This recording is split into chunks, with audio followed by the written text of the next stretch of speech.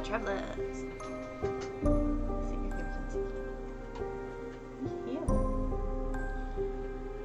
Ready to play. Chapter 2.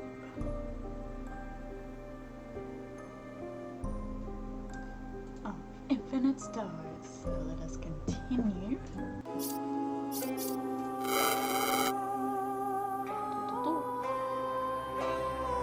When a delicate problem can't be solved by normal means, when options have been explored and exhausted, only then I am called upon to intervene. I've served humanity and her interests since the day I was born and have done what was required of me. I never expected they could ask for more. Episode 2. Chris.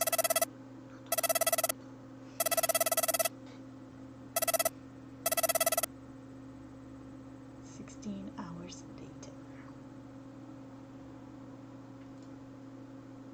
Lieutenant Alpha and Ensign Polyakov had returned to the USC Tabitha without any further Cephalisk interference. They had each compiled a confidential after-action report sent to the closest gate via an encrypted tight beam broadcast. From there, the transmission was bounced from gate to gate until it reached the Sol Gate and ultimately Lunar Command. Maybeen was in her room, waiting to be summoned to her debriefing. She was kneeling on a small red pillow placed on the floor, near the foot of her bed. She reached for the bright red cloth blanket hidden under the mattress, pressing it against her chest before covering her head with the soft fabric to hide herself from the world. Meow. I feel like I need to bring my cat here now. She can do the meowing.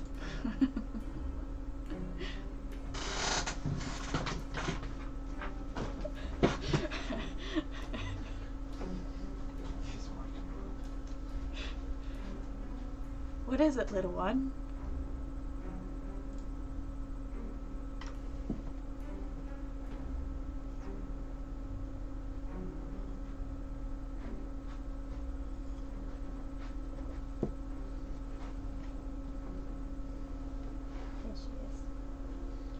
Should be. She's like, no. No, meow. What are you doing with me? I was sleeping. You woke me. I am not meowing. You miss your friend? Of course you do.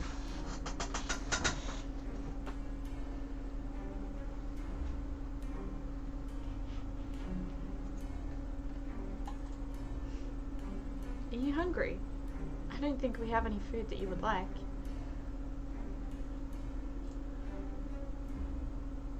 Maybeen carefully returned the blanket to its hiding spot under the mattress and got up. She rummaged through her personal storage modules in the wall, looking for something that Cleo could eat. A protein bar? Will you eat this? Meow. Maybeen opened the wrapper and held it out towards the cat.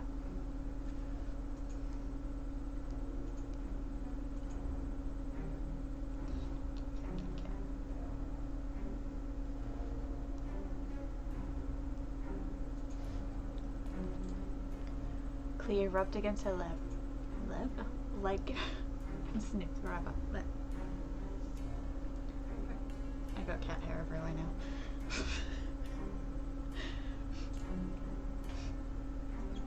Does it smell good? It does? Cleo took a hesitant bite from the bar. Well? Meow. There, Elf.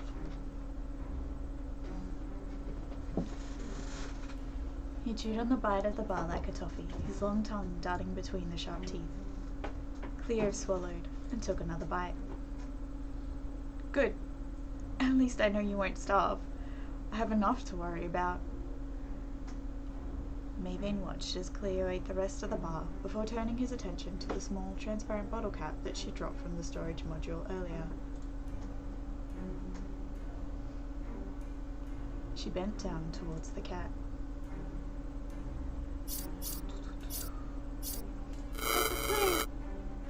can play with the bottle cap if you like.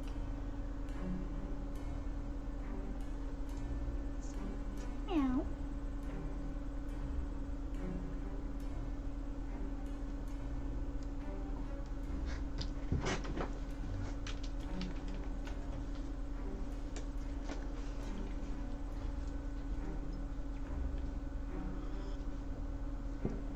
Oh, you like bottle caps, do you? Meow. You can play with it. Just don't swallow it, alright? Meow. Cleo dashed over to the bottle cap, jumping over it and attacking it with its paws. Maveen watched with a smile as he rolled onto his back, casually clawing in the direction of the bottle cap. You remind me of the stray community cat on Luna, Old Goose. He didn't have a home, and he went wherever he wanted. Everyone loved him. Goose was just as curious as you, always chewing on things. His favourite were cardboard boxes. He would even play fetch with the kids.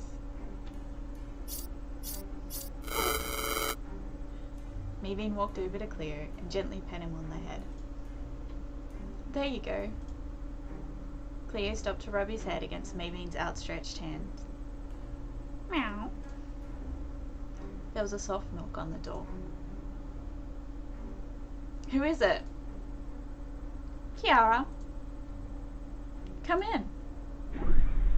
The door swished open, and Dr. Amaya stepped inside. Kiara, it's good to see you. It's good to see you too, Maveen, and it's good to have you back on board. Can I make you some synth coffee? Perhaps another time. This isn't a social visit. Oh. I just wanted to check in on how you were doing. Maveen noticed the doctor's eyes scanning the room, and Maveen stepped forward, placing herself between the doctor and her bed. I know you haven't been debriefed yet, but I saw the preliminary after-action report. So, how are you doing? I'm... Meow. Actually, that looks like an angry face on the cat. Meow. The doctor turned away to look at Cleo. Maveen took the opportunity to quickly place the small red pillow back on her bed. I'm doing better, thanks. I was upset. I still am, but I've thought about everything. And I've decided that there wasn't much I could have done differently. Dr. Amaya was still looking at the cat. That's probably true. Is this the animal that belonged to the girl from Catseed?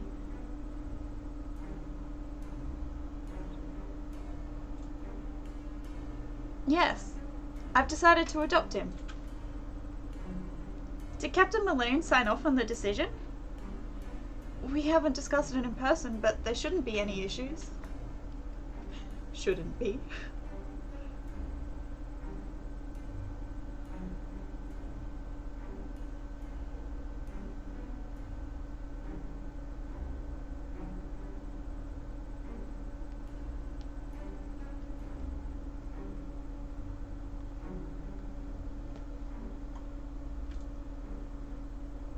I see.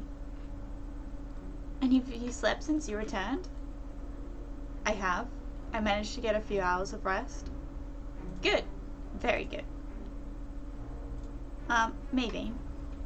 Dr. Amaya glanced at the red pillow on Maveen's bed. You know you can talk to me about anything, right? I know. And anything you tell me is confidential. I'm aware.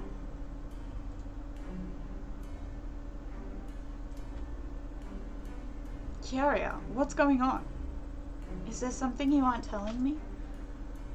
No, of course not. It's nothing.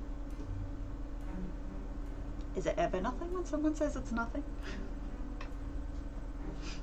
Maveen shifted the weight to her other leg as she waited for Dr. Amaya to continue carrying the conversation, but there was only awkward silence.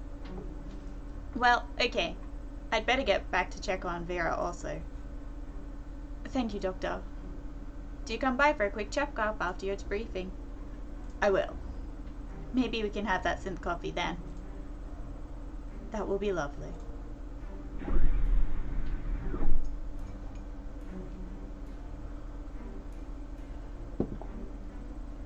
Dr. Amaya nodded as she walked out. When the door closed, Maevine looked down at Cleo. Strange. What do you think that was about? Meow. Right? Ooh, new characters. Captain Malone and Commander Alpha stood on the command walkway overlooking the bridge. Below them, the command crew were busy working away at their assigned stations. Are you ready for them, Captain? Yes. I'm eager to find out exactly what they reported. Do you really think all of this is because of something in their after-action reports? I don't know. I've always trusted Maevine, but Vera can be a little wild card.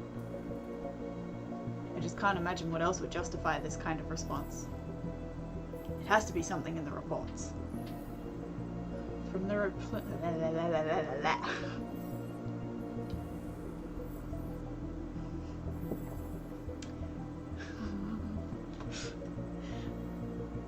I like the different ways they're all standing. Like they give a bit away of each of the characters, I guess. From the preliminary reports, all of the blame should be in the Cephalus blockade. It's possible that Lunar Command's decision had nothing to do with their reports, but the timing is very suspicious. I'm sure Lunar Command had good reason, though. Oh, no doubt. They always do, and it's usually politics. Maybe they're sending the Mabio to discuss something too sensitive to transmit via encrypted comm channels.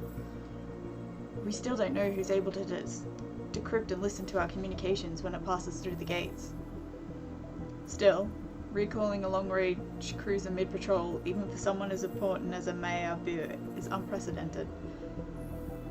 But all we're doing is speculating. We might have some more clarity after the debriefing. Okay, I'll send for them. Lotcham activated the voice comm channel. Tabitha, will you notify Lieutenant Alpha and Ensign Vera that we're ready for them? Ooh. Done. Is there anything else, Commander? No. Thank you. That's it for now. Commander, are you sure it's wise for you to be here for this debriefing? Depending on how things go. Church and state, sir. It doesn't matter that she's my sister. I thought they had the same thing. In theory, yes. But you will be taking the lead. I'm just worried about the optics. We can briefly pause your command evaluation. No one will blame you. Sir, with all due respect, I've served under you for almost my whole career. Have you ever known me to be impartial or to have judgment impaired by a personal relationship?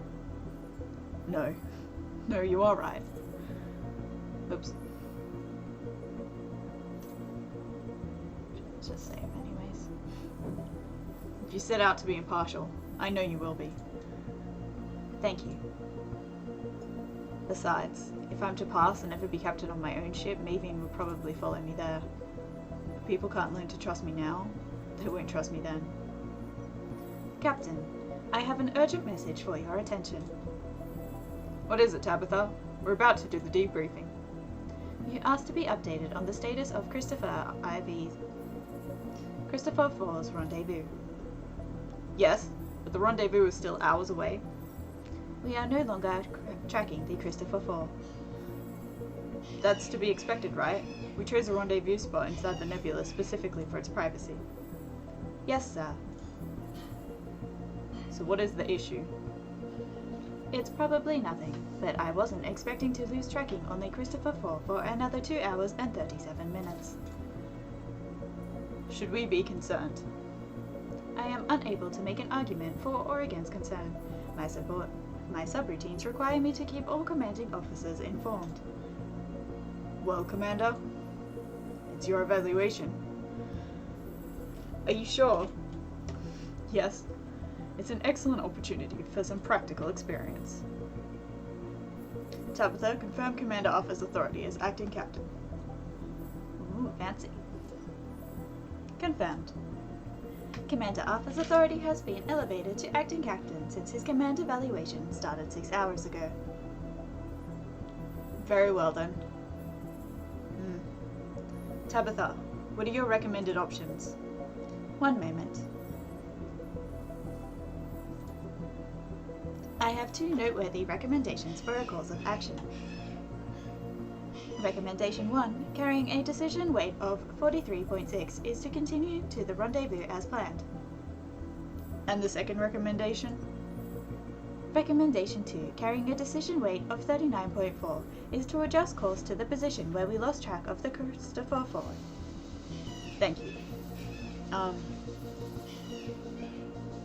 Stay the course and continue to the rendezvous.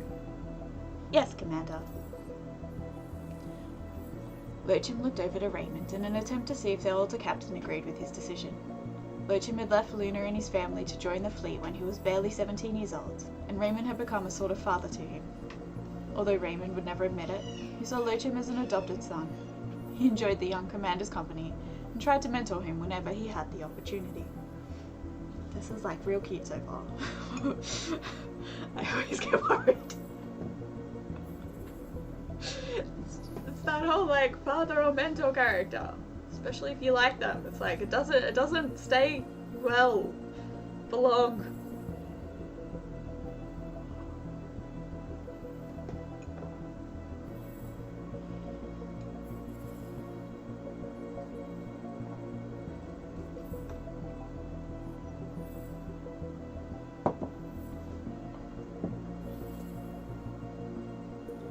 You did well. Thank you, sir. I do want to give you a piece of advice, though.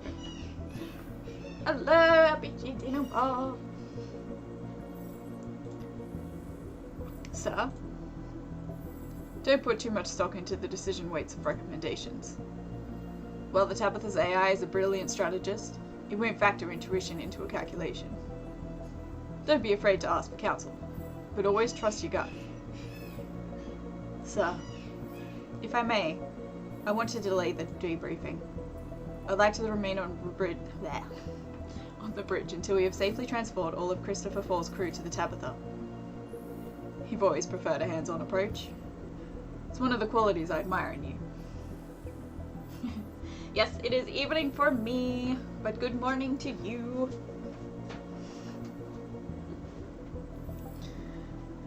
Playing Chapter 2 of Infinite Stars.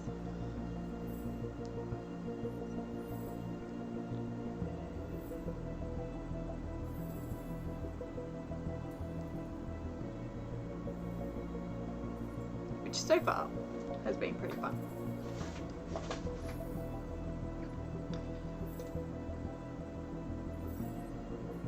And you're acting captain. No need to ask for my permission. I'm just here to record and evaluate. Thank you, sir. Tabitha? Yes, Commander. Will you notify Lieutenant Arthur and Ensign Polyakov that their debriefing will only be happening after our rendezvous with Christopher 4 has been completed? I've sent the notification. I like her image. Thank you, Tabitha.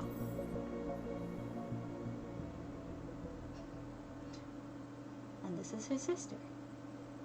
Maven walked over to the large viewing port. She was staring out into space when Vera approached. Hey, any news on when the debriefing is happening? No, we're still waiting to rendezvous with the transport ship.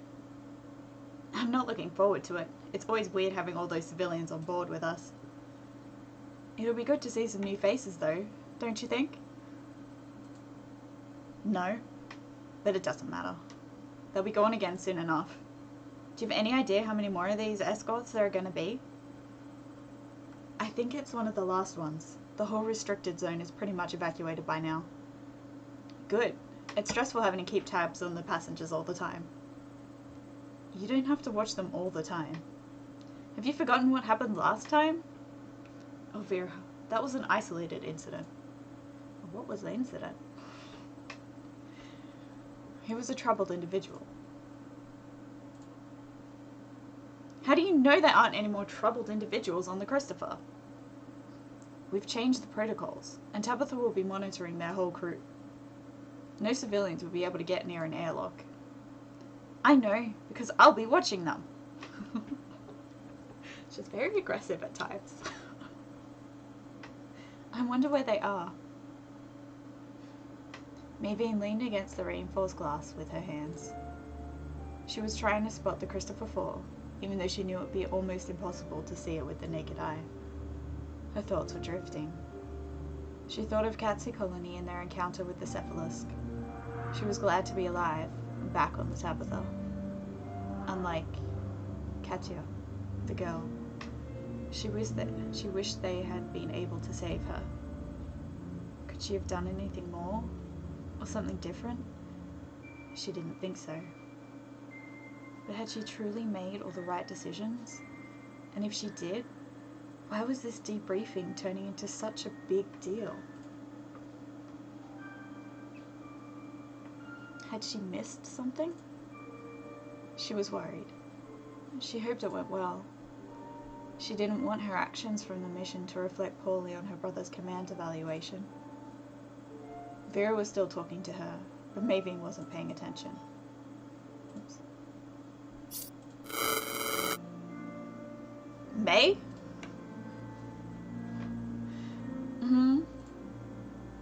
I can see you were distracted. Oh, I'm sorry. You have my full attention now. How are you doing?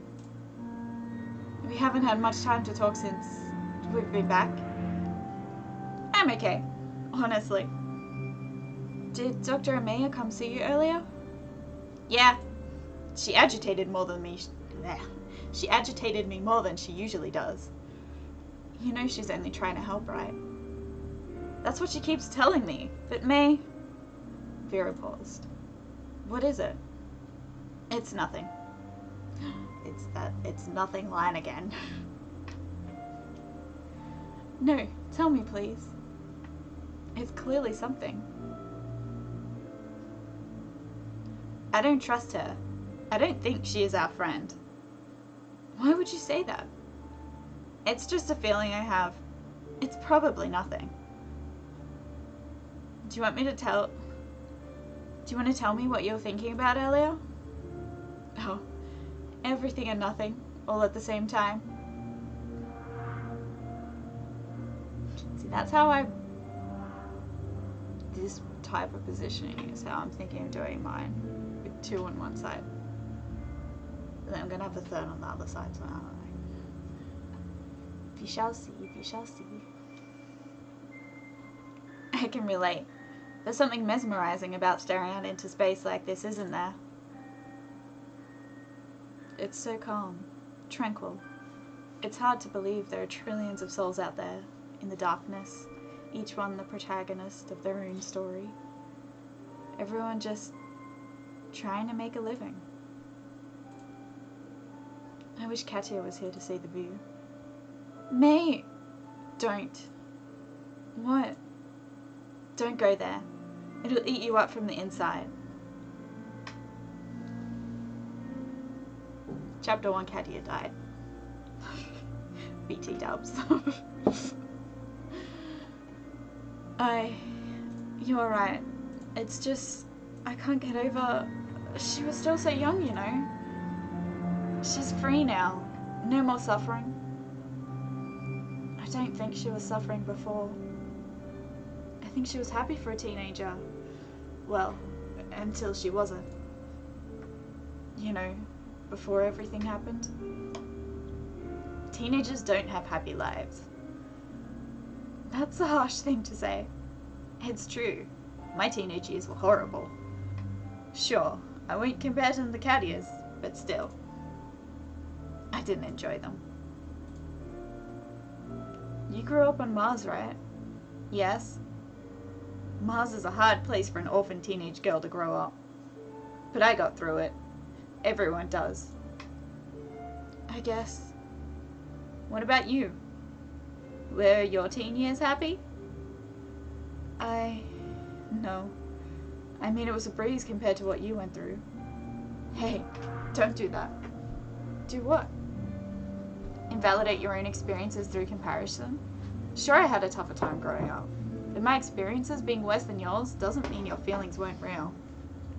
Oh, look, popcorn arrived.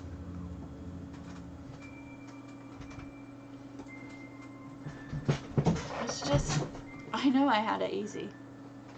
I mean, Luna is a beautiful place to grow up, and I had loving parents and some friends, but yes, I wasn't happy. I was angry most of the time. I was angry that Luchem left. I was angry about the war going on with no end in sight. Most of the time I didn't even know what I was actually angry about. Really? You? Angry? I almost can't imagine it. Don't tease. I'm not, honestly. Hello again, Elle. I am enjoying these characterizations of the characters. You're one of the calmest people I know. I wasn't always.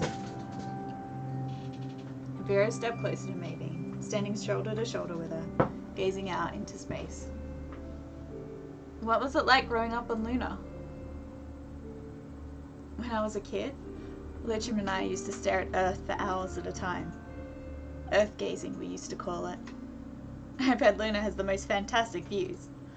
It does, especially from the spires. We had this huge viewing port in our home. Luchem and I would turn off all the lights and sit on these soft, comfy pillows, just basking in the Earth's glow.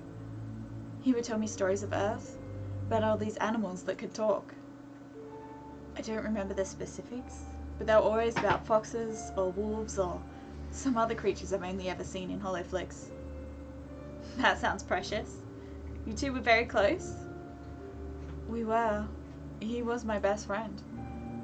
But then he left and I started to avoid coming near outside viewports. Why avoid them? I couldn't look out into space without being overwhelmed with sorrow.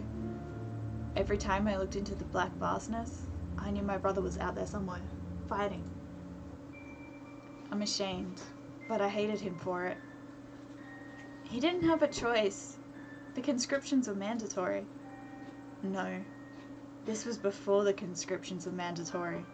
He decided to leave out of some misplaced sense of duty. I sometimes forget you are so much younger than me. How old were you when he left? Oh, I was still just a toddler. I'm sorry. I can't imagine what that must have felt like. Hello, Citrium. I've never had a brother or a sister, or even a friend to lose. Vera, you know I think of you as a friend. Sure, we're best friends. I mean it. I really do enjoy spending time with you. That's just because you haven't spent enough time with me. You grow tired of me eventually. I won't. I'm not going anywhere. You say that now, but I like you, so I'll tell you this. You don't need to feel guilty when you do inevitably change your mind. Vera, why would you say that? Because it's true. People don't like me. It isn't true, Vera. You are likable. Vera became quiet and stared out into space. Vera's voice trailed off into silence. May, have I ever what? There are things about me you don't know about. Same with me, Vera. We all have secrets. I know, but not all secrets are equal. I'm not talking about a secret crush. What kind of secret are you talking about? The kind that can alienate people. Oh.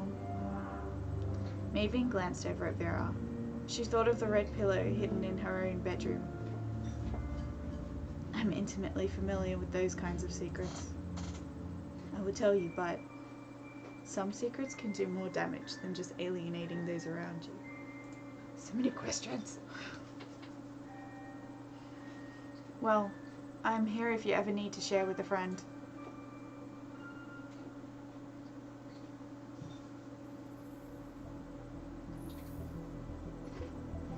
The Tabitha had been steadily decelerating to not overshoot the rendezvous point with the Christopher Four. Captain Malone had been taking notes on the young commander's performance. He wanted the young man to succeed. He knew that Lochum had what it took to be captain of his own ship. The only thing he lacked was a little more confidence in his own abilities. I love how you can see that in the picture.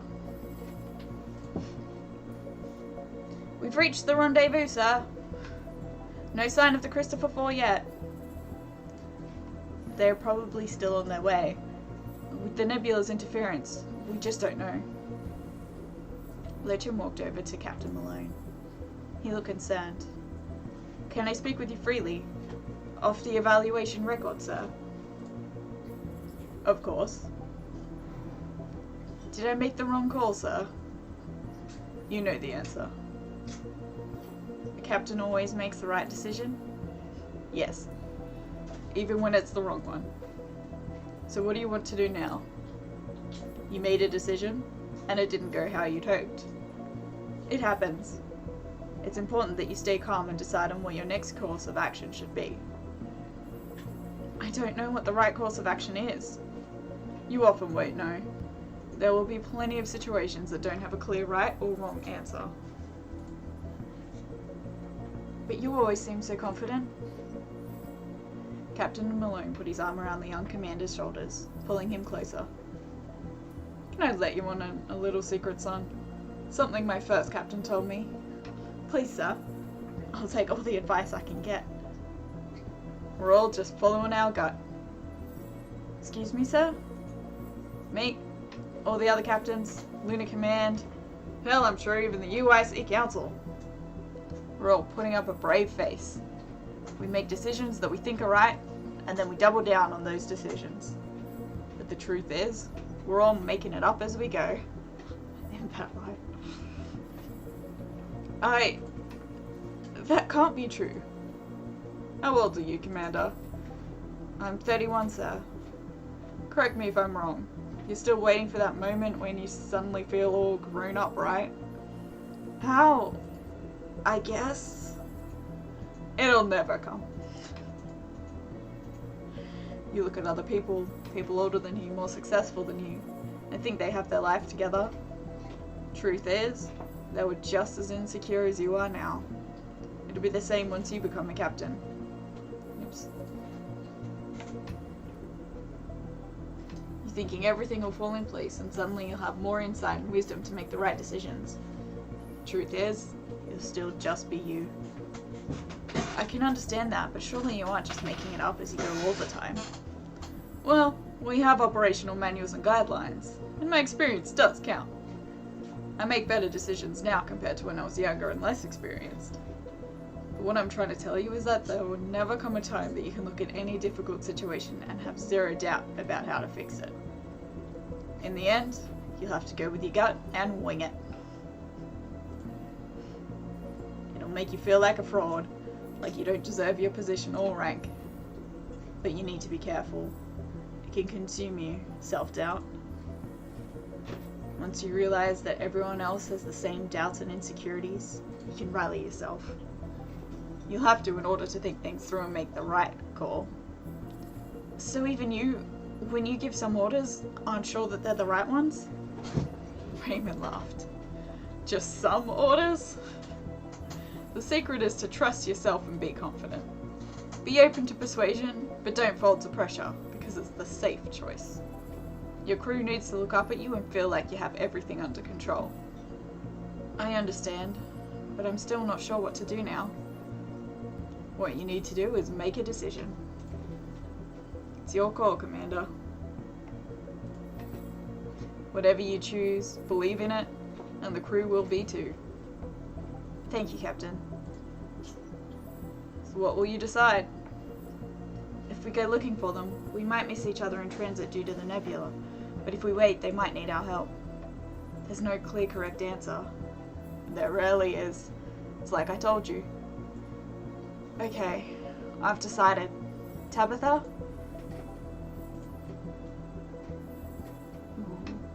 Shall we wait at the rendezvous or take us to the Christopher Four's last known location?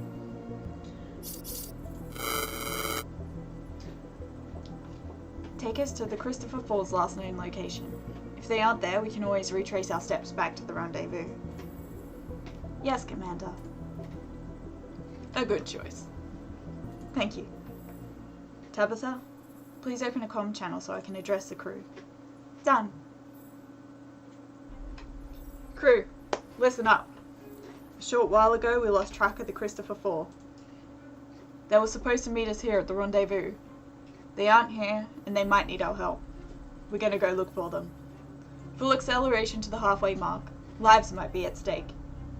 Yes, Commander!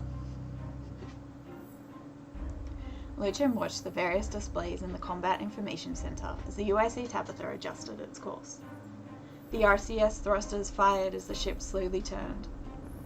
Once they were pointing in the direction of the Christopher Falls last known location, the ship started to accelerate.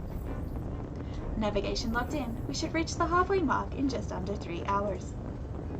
Deceleration is scheduled to start in 2 hours 53 minutes. Thank you. Sir, I've increased sensor range and I briefly picked up some movement. Is it the Christopher 4? No, it was multiple small objects. Ships? Smaller. Is it an attack? I'm not detecting any signs of heat signatures. Wait, I can see them again. Speed is below that of the standard projectile fire, but still enough to cause some serious... Sir, it's heading straight for us! Evasive maneuvers! Not enough time! Let's have some hydration here, guys.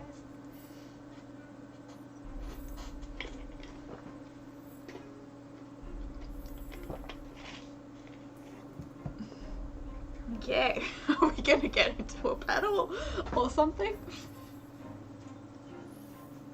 I want all reserve power routed to your dynamic armor. Emergency stop. Kill our acceleration and... Scans have identified the objects as debris from the Christopher... The young commander stared at the incoming debris on the navigation displays. There was nothing he could do to avoid them. Incoming! Brace for impact! The ship groaned from the sudden deceleration, while the viewer's port's reinforced blast shields slammed shut. There was a brief moment of silence, shorter than a breath, before the first piece of debris slammed to the front of the ship. The menacing sound of metal pelting metal echoed throughout the ship, only interrupted by the odd thunk when a larger piece of scorched metal slammed into the Tabitha's armor. The smaller pieces of debris were instantly disintegrated where they pierced the electrified outer layer of dynamic armor. The overhead lights flickered throughout the starship from the power drain as the onslaught of hail relentlessly continued.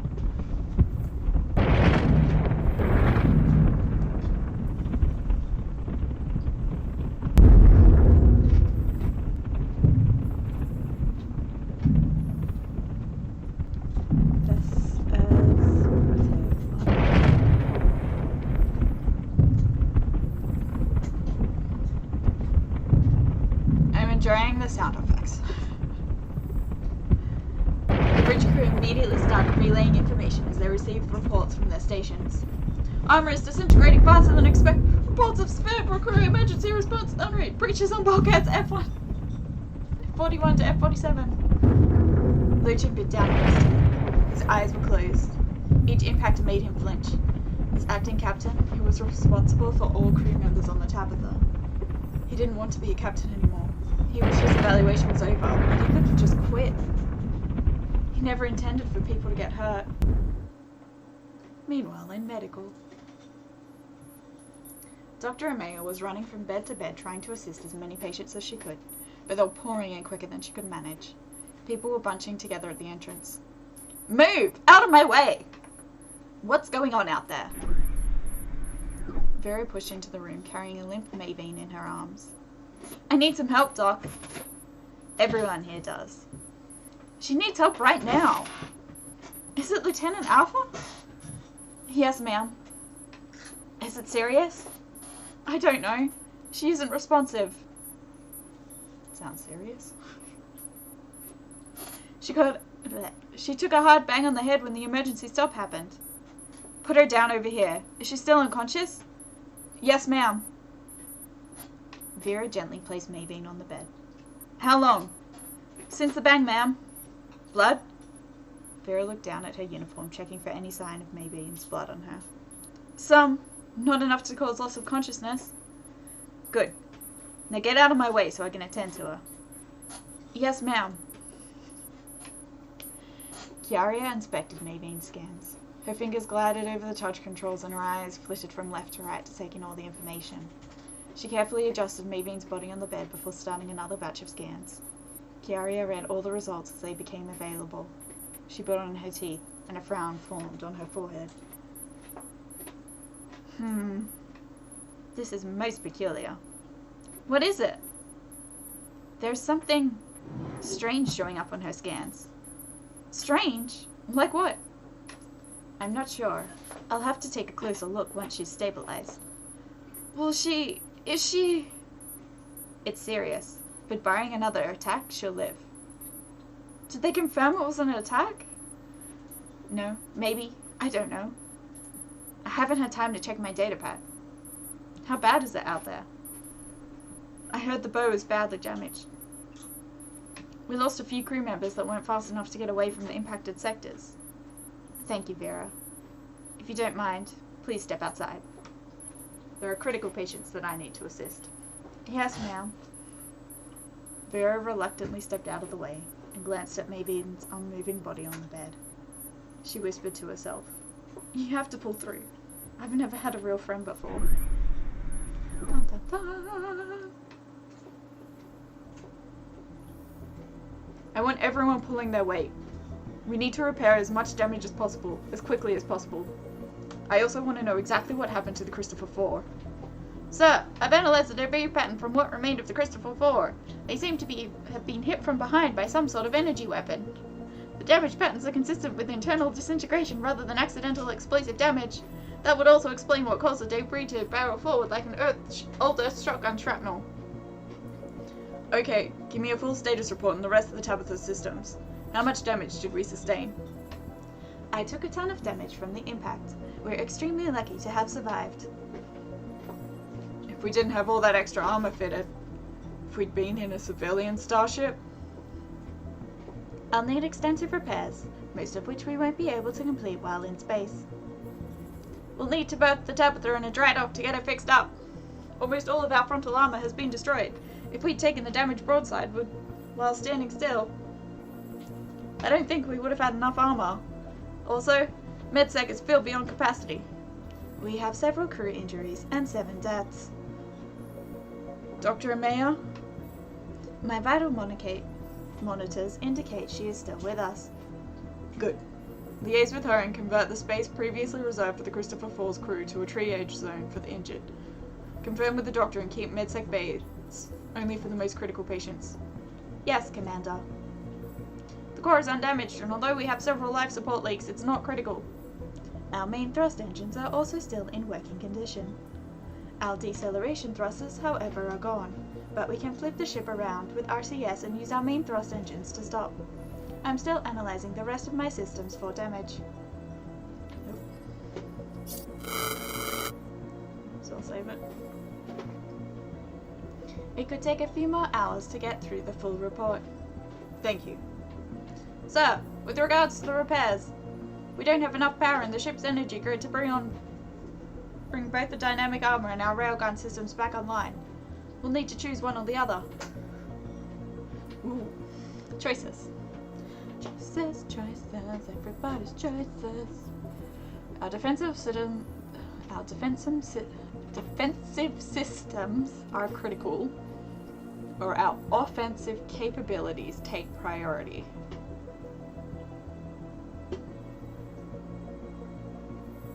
I feel like if we've already killed some people, but we didn't kill them, but we already have people dead. Maybe defensive because we don't know what's going on. I don't know. Even though we were told not to play it safe earlier. Let's play it safe. Restore power to our remaining armor.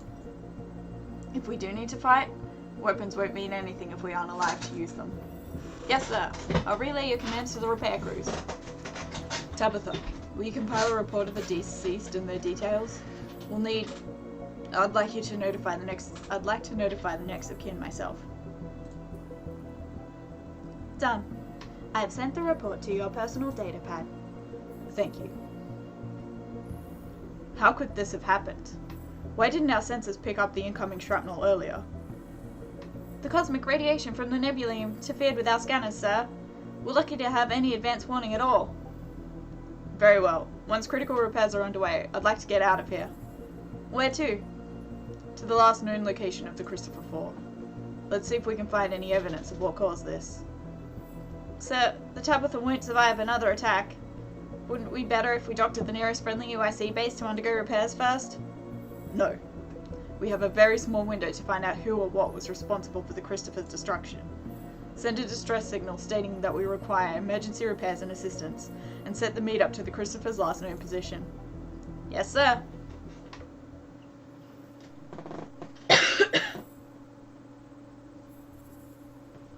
The critical repairs took longer than expected. While the remaining armor was mostly undamaged, it took the repair crews a while to locate and dislodge all of the larger pieces of debris that was impaled in the remaining frontal armor. Leaving it could have led to catastrophic short circuit once the armor was energized.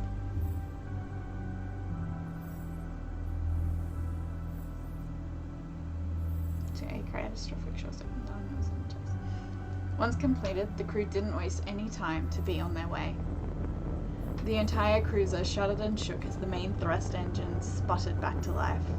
The loud creaking from the damaged hull caused by the acceleration was unnerving, even for the more experienced crew members. Vera! How is Maybeen? Is she okay? She'll be fine. She's with Dr. Amaya.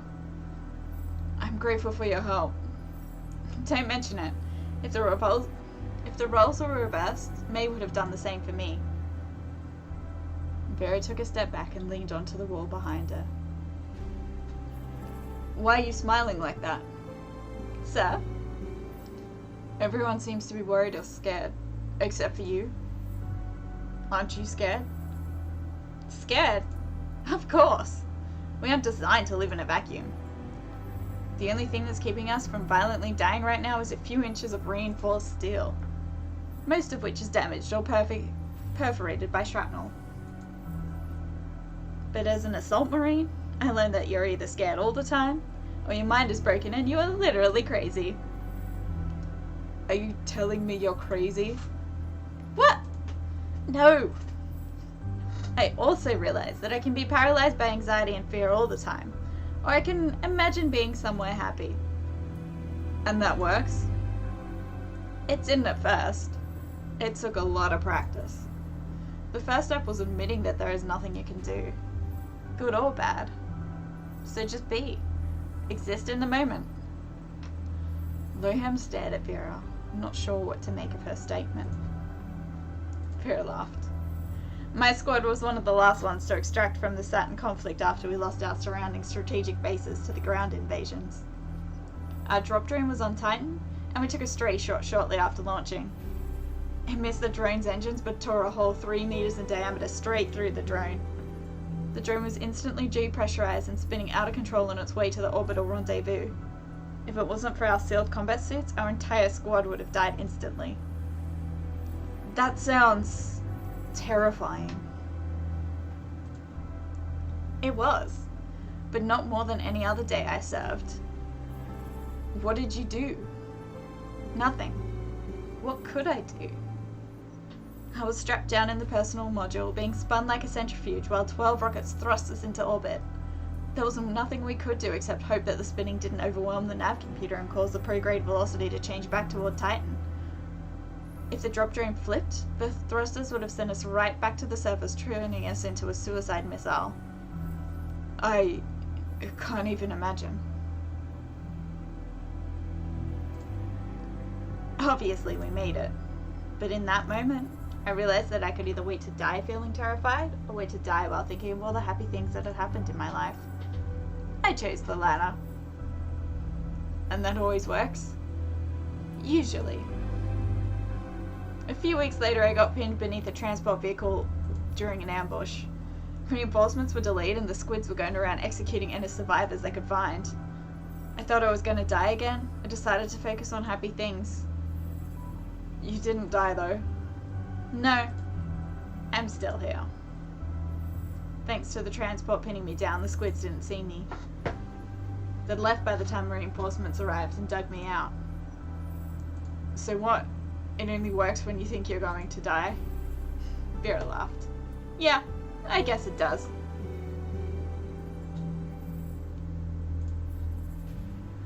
So why are you smiling down? No.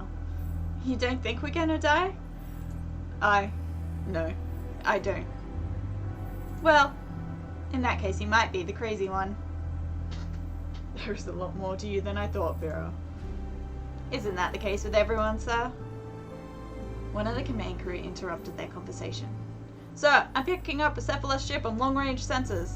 Signal is originating from where the Christopher 4 was last seen. Can we hail them and request assistance? I've been trying. They aren't responding, sir. I also haven't received any responses or acknowledgements about our distress signal. It is entirely possible that our long-range communications aren't working. The extent of the damage to my system still hasn't been fully analyzed yet. I'm waiting on more diagnostics to confirm. Very well. Continue the course. We'll make contact once they're close enough for short-range communications. Commander, a moment. What is it, Captain? That Cephalus ship. It's right at the last known coordinates of the Christopher 4, probably where it was destroyed. I am aware. Would it be wise to approach them in our current state?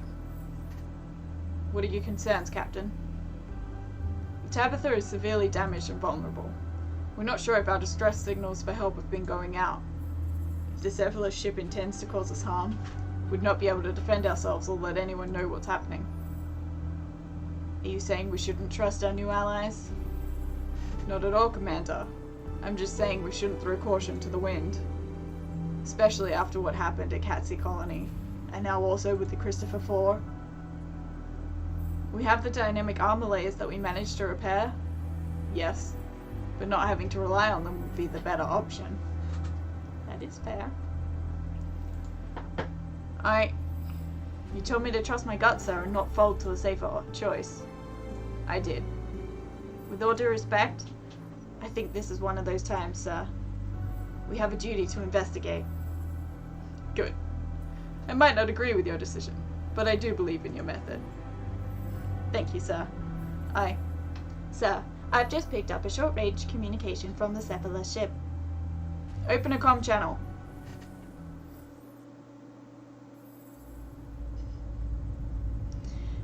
UIC Tabitha, this is UIC Delgado under Cephalus command, and we ask again, respond.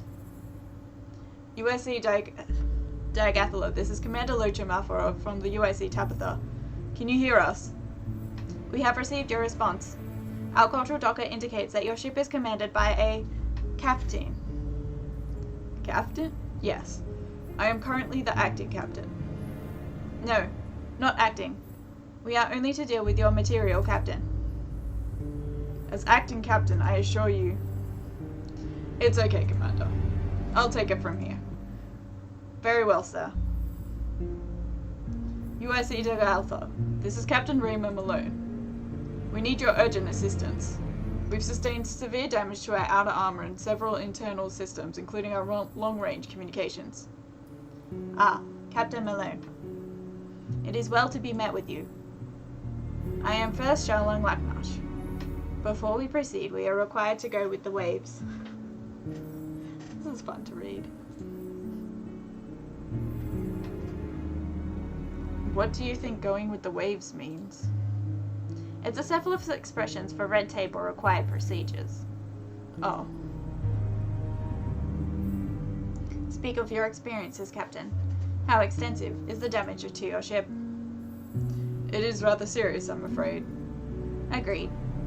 You would be easy prey for an opportunistic pirate. Why did you risk coming here in such a state?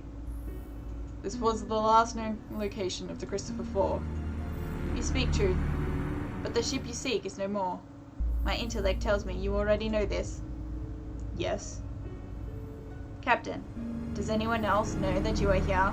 Did you reach out to any other humans or UIC contacts to tell them you were coming? We tried, but as you are aware, our long-range communications aren't working. The cephalus' tiny iris is pinned, like that of an aggressive predator. Do you mean to say that if something were to happen with your ship, it would be unsolvable translation error? The restricted zone is not safe for any species, most of all the humans. You are fools to have come here. Wait, that sounded like a threat. I don't like where this is going. Shaolin, I assure you we aren't as defenseless as we might seem. We are well aware from past experiences during the war. Humans do not go down without a fight. Captain Raymond, do not be foolish. Prey rarely goes down without a fight. Putting up a fight is of no consequence for a predator. Captain, I'm detecting that several small robotic drones have launched from the UIC de Agatha. They are heading towards us.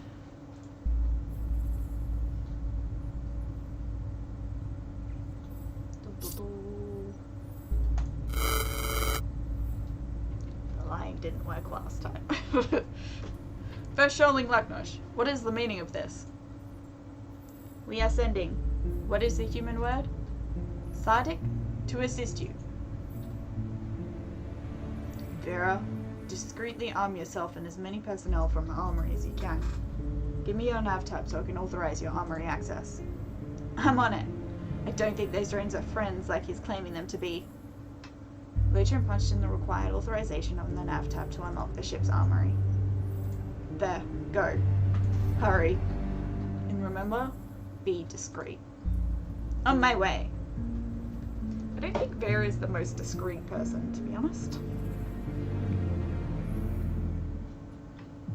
Shaolin Laknosh, have you managed to relay a message to Lunar Command of our situation? I have not, and I would prefer not to. Not yet. May I ask why not? The outcome of our meeting has not yet sunken to the depths of clarity. You have to admit, the circumstances of our meeting are unfortunate. We arrive at the last known location of a destroyed ship, only to find our cephalus friends waiting for us. It is as you say. We came to investigate the missing ship, like you. And what are the results of your investigation? The ship was destroyed.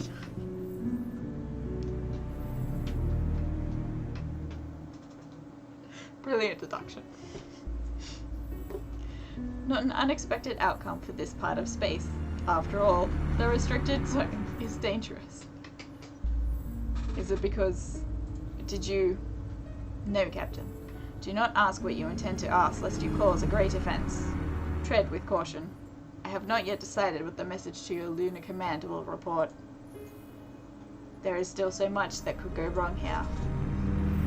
First Shaolin Laknosh, I don't like your implied threat. Threat? We aren't threatening you. You assume our words veiled in deceit. I do. But let's be cleanly. Surely the deceit has gone on for long enough. It is so. Then return the favor. Speak your truth with us. Captain, you might not know this, but we were instructed to conceal our truth when dealing with humans. Why? Who instructed you? Our cultural mediators and diplomats. We were told that humans aren't always ready to listen to the truth.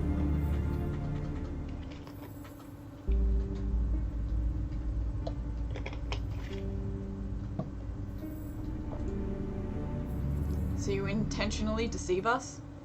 Yes.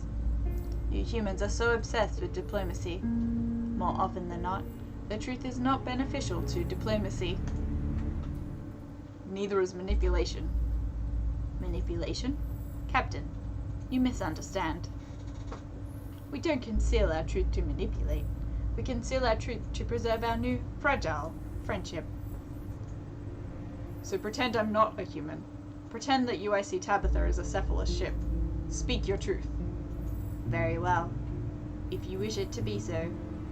I do. The cephalus eyes flash predatory anger again. Captain Raymond, if you're a Cephalus speaker like we are pretending, you would be stripped of your rank. No. You do not fear the Concordat. You have no reverence for it. To you, it is something common, something that just is. You do not remember what others will never forget. Before the Concordat, the universe was chaos. You have no understanding of the sacrifices that were made, the billion souls that were extinguished to bring shape and form to the Concordat. Humans are still a young species. You are arrogant and impulsive. You have put the Concordat's strength in jeopardy by coming here with a damaged ship. We had to know who was responsible. Be quiet, youngling. You should not have come here in your current state. The Concordat must be seen as an unbreakable force of might. It is an intricate dance of strength and integrity. We are both part of this movement. But how does us coming here... I said be silent. In your heart you still suspect that it was us that destroyed your Christopher. If you had arrived before us, if we had not come to also investigate, you had been easy prey for even the smallest pirate frigate. Look at yourself. We can see the innards of your cruiser. You are bleeding life support into space even as we speak. You are a wounded prey. If word spread that a pirate frigate had overpowered one of the mighty United Interstellar Concordat ships, what would you think happened? No, Captain. You also do not get to answer. It is clear that you do not think at all.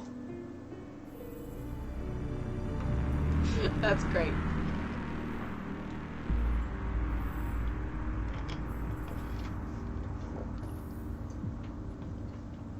The Concordat has many friends, but for each friend, we have more enemies. There are still species and entities that aren't willing to let go of the old ways. To them it would be a rallying call. They would smell the blood in the water. If they united, there would be no match for all the Concordat's might. You almost single-handedly plunged the known universe back into chaos. You're being overly dramatic, don't you? Dramatic? We are only as strong as our weakest ally. Humanity should not have been allowed into the Concordat. We said it then. I am saying it now. And with your conduct, you are saying it yourself. May I speak now? Very well.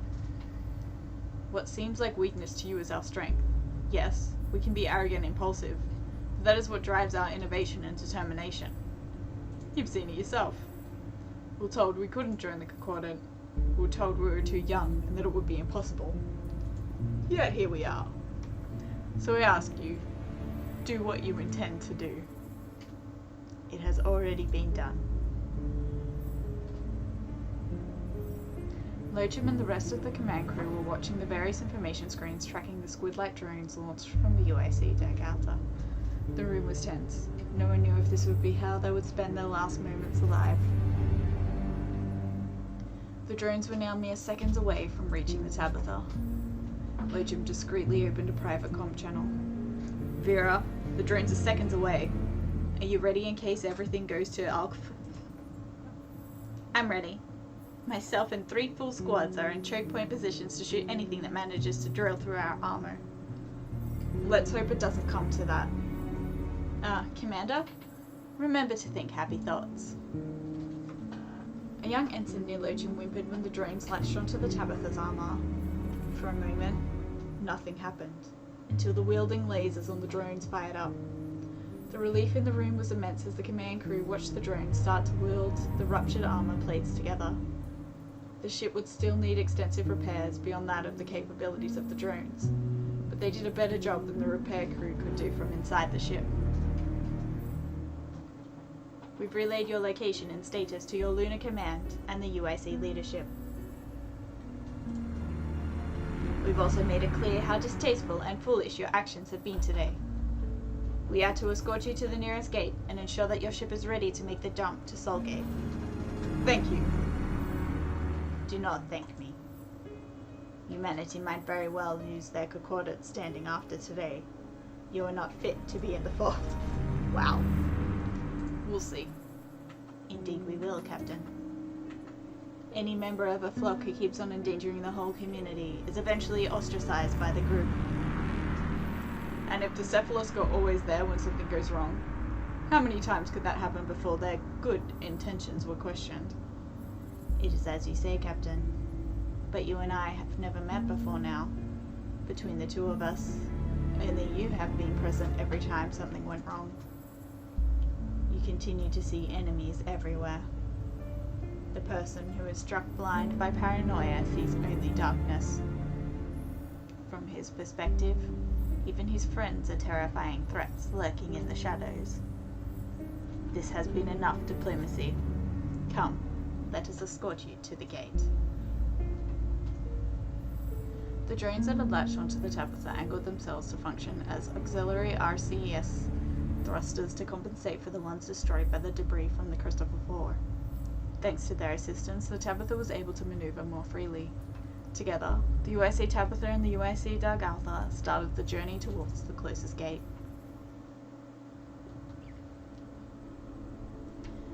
Are these the prisoners? Yes, First Starling. And they are conscious and conductive for a conversation. It is as you say. Good. Let them speak. The repulsive creature made a grandiose effort to bow before the Syphilis. You must be the first Shaoling aboard this ship. It is so. Have you come to reward us for destroying the human transport ship? Reward? Ah. I have need for clarity on your actions. Why? Why? Does the Cephalus not oppose the humans? That is of no concern to you. I am to believe that your vessel destroyed the human ship to help the Syphilis cause. Of course! What other reason would there be? Enlighten me. Since when do the pirates and scavengers in the restriction zone think so highly of the Cephalus cause? We have always thought highly of the Cephalus cause. I see. What do you feel would be a fitting reward for your actions? Whatever you see fit. We live only to serve the opulent stuff. Very well then. Take them to the airlocks. Dispose of this filth. The airlocks? Wait! No! We did you a favor! A favor? By attacking a ship belonging to a fellow UIC member species?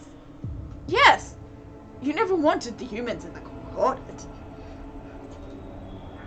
That is so. But the tides have changed. What is, is. This is the new way. Away with them. It doesn't have to be like this.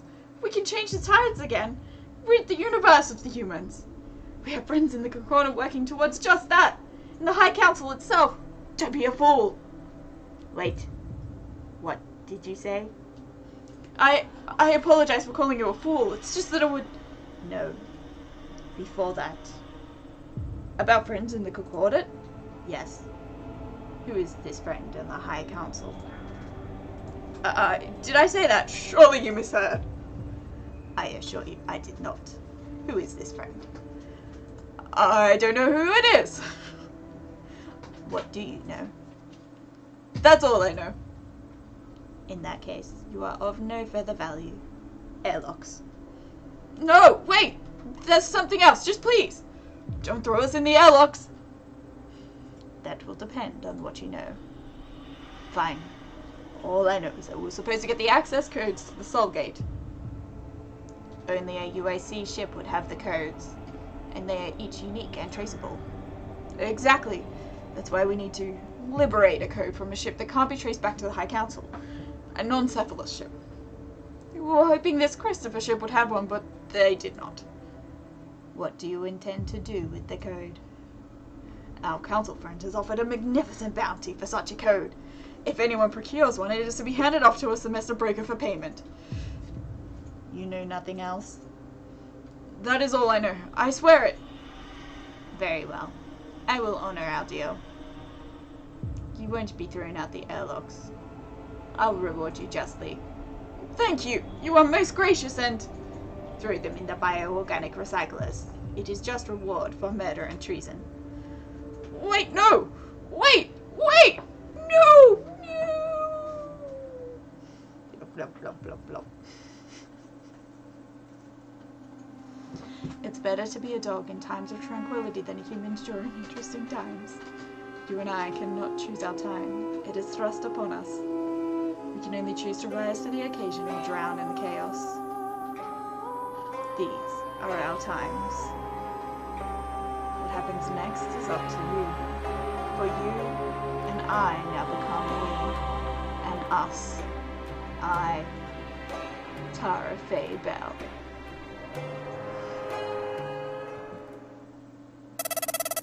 Episode 3. Okay, we are saving here. Yes, save. Wait, no, not back.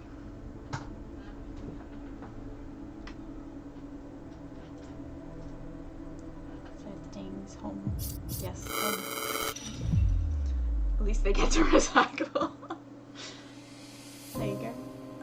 Dun dun dun, that was chapter 2. I feel like the end of the Barbie on Toy Story. Can I stop smiling now? Oh my gosh, my cheeks hurt.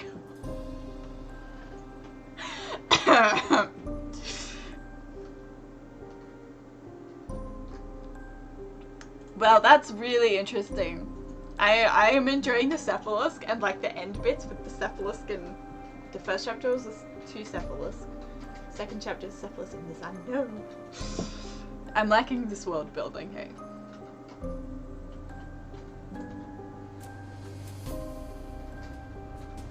Anyways, it is getting late.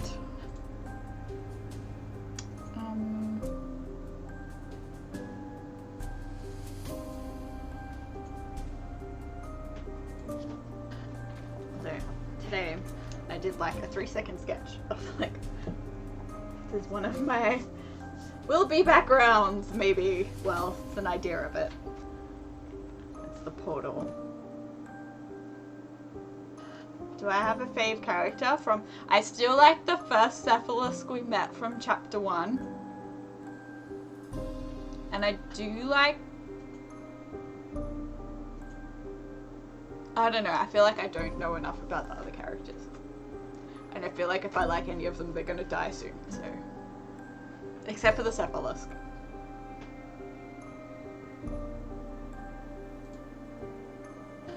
So, yeah, if I had to say what is my fave character, it would be the first Cephalisk we meet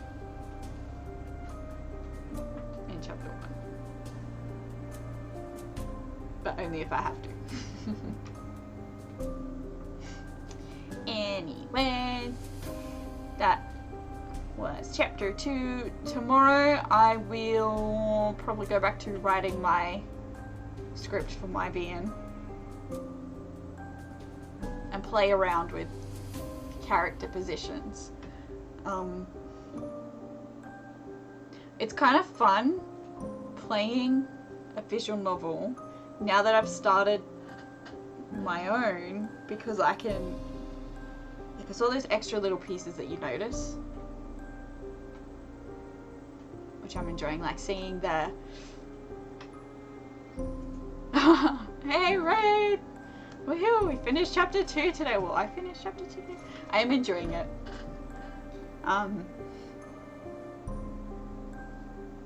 So thank you for making it.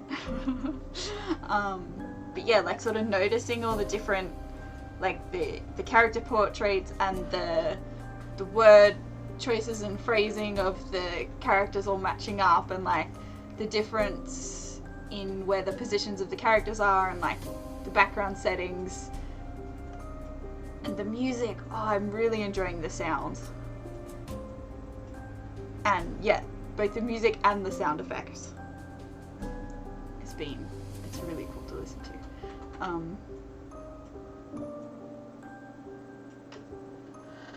Yeah.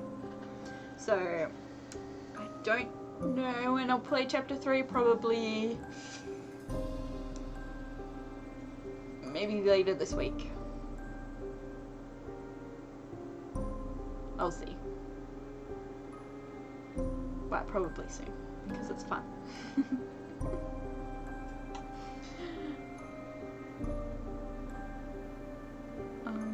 Yes. So that is exciting. I do like the. I do this as if that makes any sense. The like the end chapter, start chapter. That's pretty interesting too. It just keeps making me curious, so it's good. Well done. Okay, I am going to head off because it is AM time now in my time zone.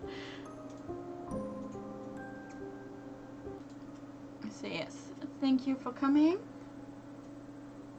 and I shall find someone to raid. So there's a few riders on. I see someone playing Minecraft, someone playing Guild Wars 2. Let's see if there's anyone playing something we know. Something we know? No, what am I looking for? A visual novel.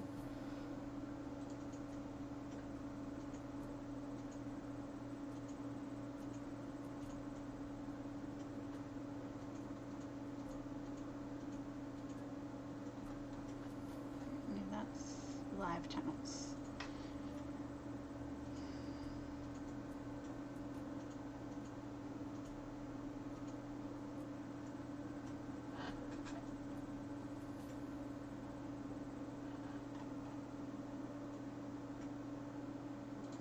Oh, okay.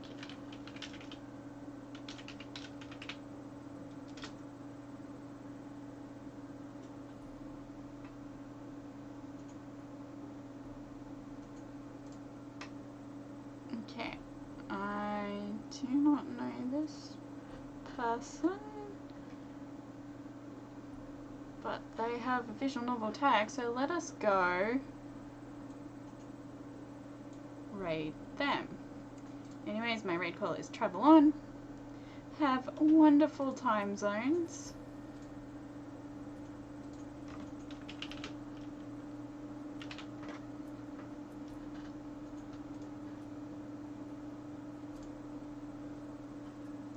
See you all again. Bye.